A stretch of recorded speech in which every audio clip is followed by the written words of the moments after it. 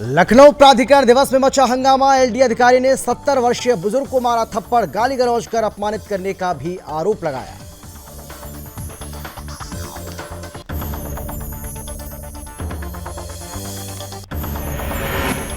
बस्ती में खूब गरजा बुलडोजर, 150 करोड़ की जमीन को कराया मुक्त। बाबा के बुलडोजर के से खौफ खाते हैं माफिया। अवैध अतिक्रमण पर प्रशासन की कार्रवाई जारी।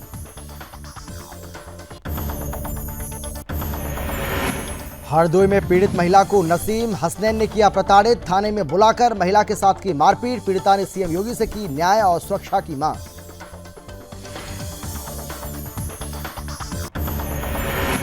फिरोजाबाद में अवैध शस्त्र फैक्ट्री का भंडाफोड़। थाना मटसीना पुलिस टीम ने की कार्रवाई। अवैध असला बनाने के उपकरण बरामद। पुलिस की कार्रवाई जारी।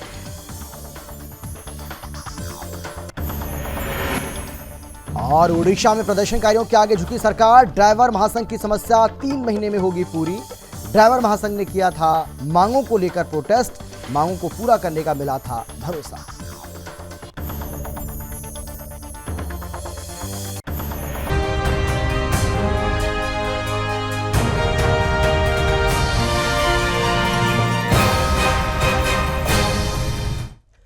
नमस्कार, आप देख रहे हैं सुदर्शन न्यूज और मैं हूं आपके साथ अमित शर्मा। वक्त है आपका राज्य आपकी खबर का। सबसे पहले बात करेंगे यूपी के जनपद बरेली की, जहां आईएमसी प्रमुख मौलाना तौकीर रजा के विवादित बयान को लेकर अब मामला बढ़ता जा रहा है। आपको बता दें कि हाल ही में तौकीर रजा खान ने हिंदू राष्ट्र की मांग वाले हिंदू संगठनों और हिंदू लोगों के प्रति जहर घोला था। विवादित बयान जारी कर यह बात उन्होंने कही थी। इतना ही नहीं, कहा कि हिंदू संगठनों पर बैन लगाया जाए। इस मामले को लेकर तेजी से सक्रिय हुए करणी सेना के जिलाध्यक्ष ठाकुर राहुल सिंह ने जहरीले बयान देने वाले मौलाना तौकीर रजा के खिलाफ अपने बाणों के तीर से हमला बोला है। क्या कुछ कहा, जरा सुनिए आप।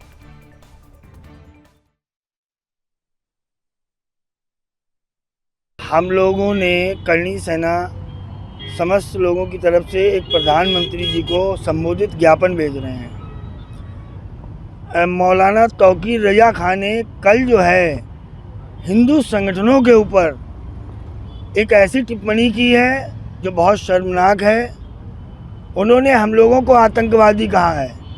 तो तौकीर रजा खान से कहना चाहता हूं कि अभी भी वक्त है, सुधर जाओ वरना सुधार दिए जाओगे।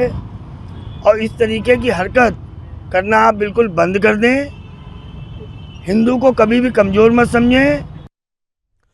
गुरुवार को लखनऊ विकास प्राधिकरण मुख्यालय में उस समय हंगामा हो गया जब प्राधिकरण के अधिकारी डीके सिंह पर 70 वर्षीय बुजुर्ग मुकेश शर्मा ने थप्पड़ मारने और गाली गलौज कर अपमानित करने का आरोप लगाया।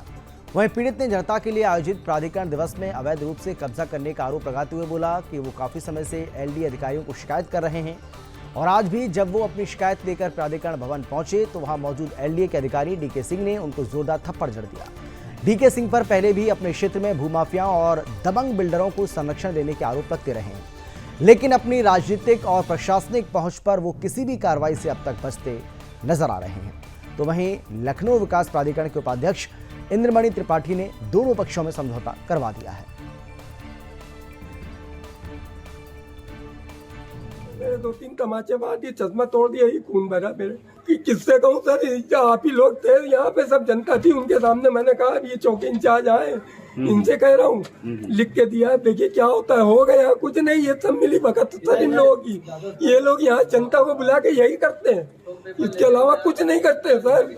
कौन सा दिन मैं यहाँ आया नहीं 19 साल में, ये मुझे बताएं तो। मेरे पास सब रिकॉर्डिंग है, एक एक मैं सब बता दूंगा।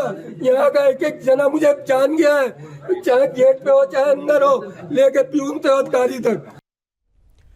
यूपी के बस्ती जनपद में बाबा का बुलडोजर पिछले कुछ महीनों से खूब गरज रहा है और सरकार की 1-2 करोड़ की नहीं बल्कि 150 करोड़ की संपत्ति भूमाफियाओं के कब्जे से मुक्त करवाई गई। जिला प्रशासन के मुताबिक सरकार की जमीनों पर कब्जा जमाए हुए लोगों को पहले अल्टीमेटम दिया गया, उसके बाद बुलडोजर लेकर उनके अवैध कब्जों को हटा दिया गया। बुलडोजर कार्रवाई में बस्ती जनपद में करोड़ों की संपत्ति कब्जा मुक्त हो गई है। आपको बता दें कि प्रदेश में योगी सरकार 2.0 के बाद बस्ती जिले में बाबा का बुलडोजर फुल स्पीड में दौड़ रहा है। यहां जिला प्रशासन ने 20 साल से भी अधिक समय से भूमाफियाओं द्वारा कब्जा हुए लगभग 150 करोड़ रुपए की लागत से सरकारी जमीन को कब्जा मुक्त कराया। यूपी में अपराधी अब पुलिस की गोली से नहीं बल्कि बाबा के बुलडोजर से खौफ खाते हैं।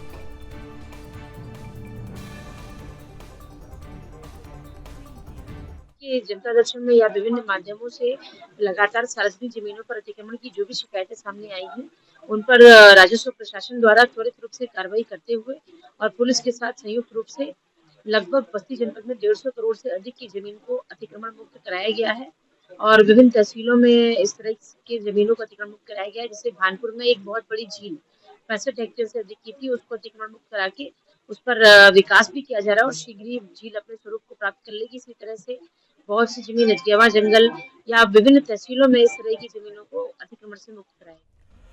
जनपद में जिहादियों का आतंक देखने को मिल रहा है। दरअसल पूरा मामला हरदोई जनपद की कछौना कोतवाली के अंतर्गत आने वाला मोहल्ला इस्लाम नगर का है, जहां पर मुस्लिम परिवार के बीच एक हिंदू परिवार बसा हुआ है। वहां की पीड़ित महिला को लगातार नसीम और हुसनैन के द्वारा प्रताड़ित किया जा रहा है। पीड़ित महिला ने आरोप लगाया है कि नसीम के कहने पर ही कछौना कोतवाली पुलिस ने उनको उठा लिया। थाने के अंदर उनके साथ मारपीट की गई और जन सुनवाई के माध्यम से जब महिला ने न्याय की गुहार लगाई तो आरोपी के द्वारा ही गवाही के रूप में हस्ताक्षर कर दिए गए और मामला रफा दफा कर दिया गया। उसके बाद पीड़ित महिला ने न्यायालय की शरण ली है। आपको बता दें कि हरदोई प्रशासन की तरफ से जब पीड़ित महिला को न्याय नहीं मिला तो पीड़ित महिला के मासूम बेटी ने सूबे के मुखिया योगी आदित्यनाथ से सुरक्षा और न्याय की गुहार लगाई है।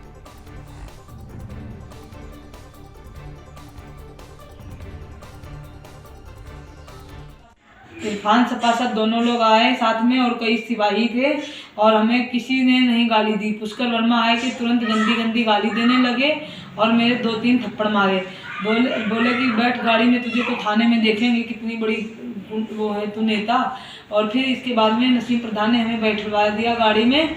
बोले कि फिर एक मेरी सिस्टर थी और एक पड़ोस की महिला थी, उसको भी बैठाया तो वो रोने लगी। तो बोले कि अब कुछ नहीं होगा, अभी हम आधे छुटा देंगे, 2 मिनट लगेगा, बस आराम से रहो, तो कोई टेंशन नहीं।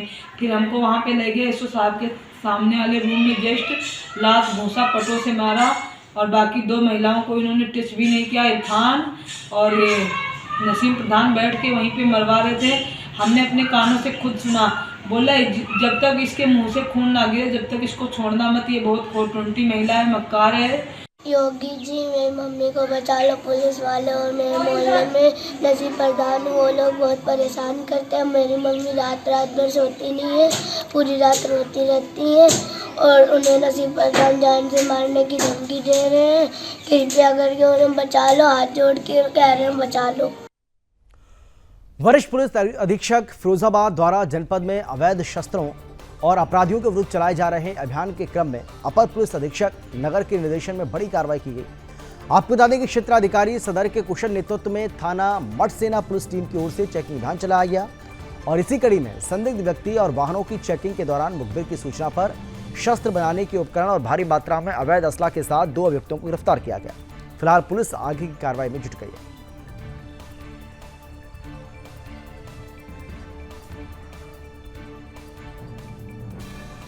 द्वारा अवैध शस्त्र फैक्ट्री के विरुद्ध चलाए जाए अभियान के क्रम में मठसेना पुलिस द्वारा आज एक शस्त्र फैक्ट्री की बरामदगी की गई है, जिसमें 2 अभियुक्तों को गिरफ्तार किया गया है।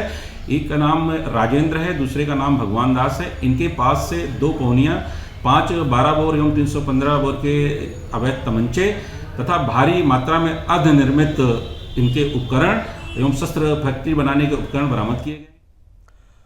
उत्तर प्रदेश के जनपद बरेली के नगर निगम में यूनिपोल एजेंसी के चयन को लेकर हुए टेंडर में घपलेबाजी करने के गंभीर आरोप लगे हैं। आपको बता दें कि बरेली नगर निगम के अधिकारियों के ऊपर अपने खास व्यक्ति को फायदा पहुंचाने के लिए 45 एजेंसी धारकों को टेंडर प्रक्रिया से बाहर करने के आरोप लगे हैं। वहीं पीड़ित लोगों का आरोप है कि उत्तर प्रदेश नगर निगम अधिनियम 1959 की किसी भी धारा में टेंडर करने का कोई प्रावधान नहीं है, बल्कि एजेंसी धारकों के यूनिपोल के नवीनीकरण करने का प्रावधान है।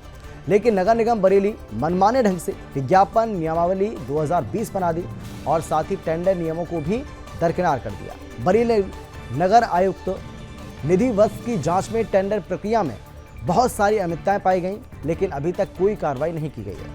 पीड़ित वेंडर्स ने योगी सरकार से मांग की है कि अपर नगर आयुक्त और विज्ञापन प्रभारी अजीत कुमार सिंह को पदमुक्त करते हुए पुरानी टेंडर प्रक्रिया को बहाल किया जाए ताकि सबको न्याय मिल सके।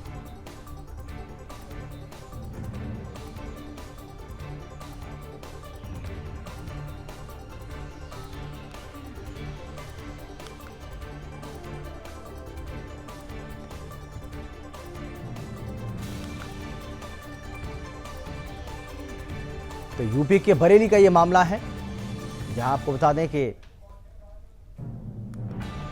यूपी के जनपद बरेली में नगर निगम में यूनिपोल एजेंसी के चयन को लेकर टेंडर में घपलेबाजी करने के गंभीर आरोप लगे हैं। बरेली नगर निगम के अधिकारियों के ऊपर अपने खास व्यक्ति को फायदा पहुंचाने के लिए 45 एजेंसी धारकों को टेंडर प्रक्रिया से बाहर करने के भी गंभीर आरोप लगे। वहीं पीड़ित लोगों का यह आरोप है कि उत्तर प्रदेश नगर निगम अधिनियम 1959 की किसी भी धारा में टेंडर करने का कोई प्रावधान नहीं है, बल्कि एजेंसी धारकों के यूनिपोल के नवीनीकरण करने का प्रावधान है। लेकिन नगर निगम बरेली ने मनमाने ढंग से विज्ञापन नियमावली 2020 को बना दिया और साथ ही टेंडर नियमों को भी दरकिनार कर दिया। एक्चुअली विज्ञापन टेंडर का जो जांच हुई थी उसमें काफी अनियमितताएं पाई गई हैं, उसमें भ्रष्टाचार हुआ है ना, तो इसीलिए मैडम के पास आया था कि मैम हमारी इसमें मदद कीजिए। इतने दिनों से आप चक्कर लगा रहे हैं, तो अभी तक आपकी मैडम से मुलाकात नहीं हुई है क्या? मैडम से मुलाकात नहीं, मैं तो सुबह से बैठा हूँ, इंतजार कर रहा था, 10:30 बजे से उनका इंतजार ही कर रहा था। अब आप क्या चाहते हैं? हम ये चाहते हैं कि जल्दी से जल्दी इस पर कार्रवाई हो। हम लोग जो बेरोजगार हो गए हैं ना, हमें रोजगार मिलना चाहिए वापस पर। सबसे पहले तो आपको ये बताना चाह रहे हैं, ये है नगर निगम उत्तर प्रदेश का नगर निगम अधिनियम जी। बरेली में जो विधि बनाई गई थी, नियमावली बनाई गई थी 2020 में, तो वो जो है इसके अगेंस्ट जाके बिल्कुल बनाई गई है। अच्छा। इसमें कहीं भी विज्ञापन टेंडर करने का कोई भी प्रावधान नहीं है जी। इसमें धारा 305 में साफ साफ जिक्र है कि प्रति 2 वर्ष के उपरांत जी हर एक विज्ञापन पट का रिन्यूअल किया जाएगा जी। किसी मतलब टेंडर तो करने का जब व्यवस्था ही नहीं, तो वो तो ये सिर्फ इसलिए जोड़ी गई। और ये चाहते हैं, हमारी माननीय मुख्यमंत्री जी से यही निवेदन है कि इस टेंडर को जल्दी निरस्त करा के और जो पहले व्यवस्था चली आ रही थी, जो अधिनियम के अनुसार है, उसके अनुसार ही सबके विज्ञापन पटों को रिन्यूअल किए जाए, नवीनीकरण किए जाए, जो पहले से चला आ रहा है। आपका कहना है अधिनियम के अनुसार, नियम अनुसार जो रूल्स चले आ रहे हैं, रूल्स रेगुलेशन है, हमारा यही कहना है, उसको डिनाई नहीं किया जाए, उसी के आधार पर नियम कानून को देखते हुए यह निर्णय लिया जाए। जी जी, ये सारा काम अभी तक अधिनियम के विरुद्ध ही हुआ है। जी जी जी। तो इसी की आवाज हम उठा रहे हैं, इसी के लिए कर रहे हैं। हमारी अभी तक अधिकारियों में तो कोई भी नहीं। इस वर्ष जो टेंडर हुआ था, विज्ञापन टेंडर, इसमें भारी जो है जिस तरीके से किया गया, तो भ्रष्टाचार में कई लोग लिप्त हुए हैं इसके अंदर, जिसमें आपके नगर निगम के चाहे वो अपर नगर आयुक्त साहब हों, अजीत सिंह जी हों, चाहे पुराने जो चले रहे वैसे साहब त्रिपाठी हों, और भी जो निम्न स्तर के जो कर्मचारी हैं इसमें शामिल होकर, और जो टेंडर प्रक्रिया में जिस तरीके से फेरबदल करके और जो पैसा चला, वो सारी की सारी चीजें की गई हैं। इसकी वजह से ये टेंडर एक फर्म को दे दिया। यूपी के उन्नाव में मिलेट्स महोत्सव 2023 प्रदर्शनी में कृषि मंत्री पहुंचे। आपको बता दें कि इस 3 दिवसीय एग्रो क्लाइमेटिक जोन विराट किसान मेला प्रदर्शनी का आयोजन किया गया। आपको ये भी बता दें कि उन्नाव के कब्बा खेड़ा स्थित अरोड़ा रिजॉर्ट में मिलेट्स महोत्सव 2023 सूचना तंत्र के सुदृढ़ीकरण योजना में 3 दिवसीय एग्रो क्लाइमेटिक जोन विराट किसान मेला प्रदर्शनी में कृषि मंत्री सूर्य प्रताप शाही पहुंचे, जहां उन्होंने फीता काटकर इस कार्यक्रम का शुभारंभ किया। उसके बाद खुद सहायता समूह द्वारा लगाई गई दुकानों का सर्वेक्षण किया। जनपद में अलग अलग ब्लॉक से आए किसानों ने मंत्री का अभिवादन किया और वहीं मंत्री ने किसानों को संबोधित किया और सरकार के विकास कार्यों के बारे में बताया।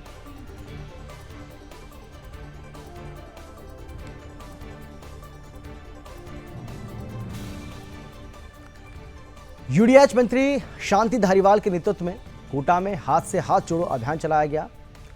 आपको बता दें कि जो अभियान चलाया जा रहा है, पद यात्राएं क्षेत्रवासियों के लिए सौगात भी बन रही हैं। यूडीएच मंत्री शांति धारीवाल से ग्रामीण क्षेत्र के लोगों की आत्मीयता के साथ मुलाकात करने की मुराद भी पूरी हो रही है और ऐसा ही कोटा के नदी पार क्षेत्र के वार्ड नंबर 31 के दौरान हुआ, जब मंत्री धारीवाल की पदयात्रा के दौरान यूडीएच मंत्री ने भी काफ़ी देर तक बुजुर्ग राम नारायण से बात की। साथ ही धारीवाल ने राज्य सरकार की योजनाओं सहित अन्य बिंदुओं पर भी बात की।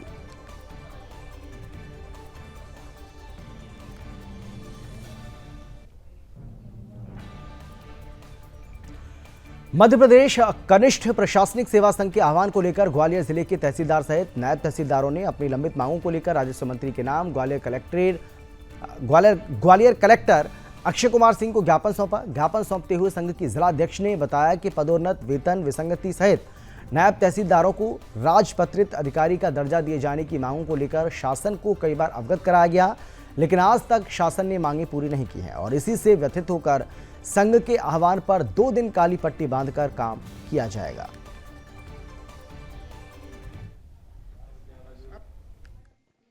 मध्य प्रदेश खनिज प्रशासनिक संघ ने निर्णय लिया है कि जो तहसीलदार नायब तहसीलदारों की जो निरंतर मांगें चल रही हैं उनकी पूर्ति नहीं हो रही है। उसमें पदोन्नति है, वेतन विसंगति है और नायब तहसीलदारों को राजपत्रित का प्रभार देने की बात चल रही है। ये मांगें लगातार हमारी चल रही हैं, बट इन मांगों को अभी तक पूरा नहीं किया गया है। इसलिए हम लोगों ने हमारे संघ ने निर्णय लिया है कि हम 16 से 17 तारीख तक काली पट्टी बांध का काम करेंगे। इसके बाद 3 दिन का सामूहिक अवकाश लेंगे। इसके बाद हम जो भी संघ हमारा निर्णय लेगा उसके अनुसार हम काम करेंगे। मध्य प्रदेश के टीकमगढ़ जिले के बलदेवगढ़ एसडीएम सौरभ मिश्रा हमेशा ही अपनी कार्यशैली के लिए जाने जाते हैं और इसी कड़ी में एसडीएम सौरभ मिश्रा अन्य उत्सव के दौरान उचित मूल्य की दुकान की जांच करने के लिए लखेरी गांव पहुंचे, जहां उन्होंने आंगनवाड़ी में पहुंचकर नन्हे मुन्ने बच्चों को कहानियां सुनाई और नन्हे मुन्ने बच्चों से वार्तालाप भी किया। इस दौरान उन्होंने आंगनवाड़ी केंद्र का निरीक्षण किया और जो भी कमी दिखी उसको पूरा करने की बात भी कही। इस दौरान आंगनवाड़ी कार्यकर्ताओं से व्यवस्था के बारे में जानकारी ली। क्या कुछ जाना और क्या कुछ सुधार किए जाए? जी बिल्कुल, आज अन्न उत्सव के उपलक्ष्य में जो हमारे ज़िले में पहले फिर से हो रहा है, क्योंकि होली के समय अन्न उत्सव अच्छे से नहीं हो पाया था, छुट्टियाँ थी, तो हमारी जो उचित मूल्य की दुकानें उनकी जांच की जा रही है। और आज मैं लखेरी क्षेत्र में आया था अभी इसी जांच के दौरान, तो यहाँ के जो हाई स्कूल है उसके सामने जो अतिक्रमण है उसको हटाने के लिए निर्देश दिए हैं, जांच करके रिपोर्ट देने के लिए। दूसरा, यहाँ पर थोड़ा गंदगी भी है, जो हमारे सरपंच और उनके प्रतिनिधि वगैरह जो हैं उनसे ग्रामीण लोगों से बात करके ये कोशिश कर रहे हैं कि लोगों की एक सद्भावना बने कि जहाँ करना चाहिए ये कार्य वहीं करें।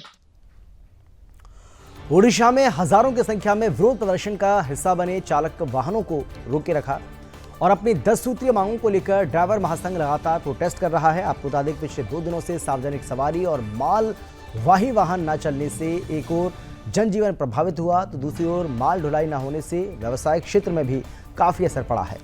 राजस्व की हानि हुई है। इस मामले पर संज्ञान लेते हुए मुख्य शासन सचिव ने उड़ीसा ड्राइवर महासंघ को उनकी 10 सूत्रीय मांगों को पूरा करने के लिए अगले 3 महीने का समय मांगा है।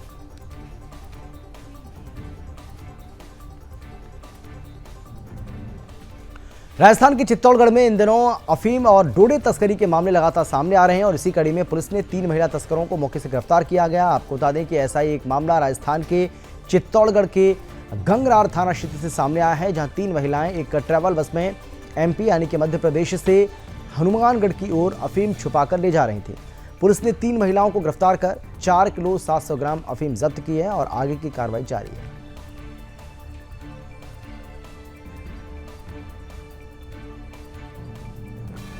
बिहार के दरभंगा में शौहर ने बेटी होने पर 3 तलाक दे दिया।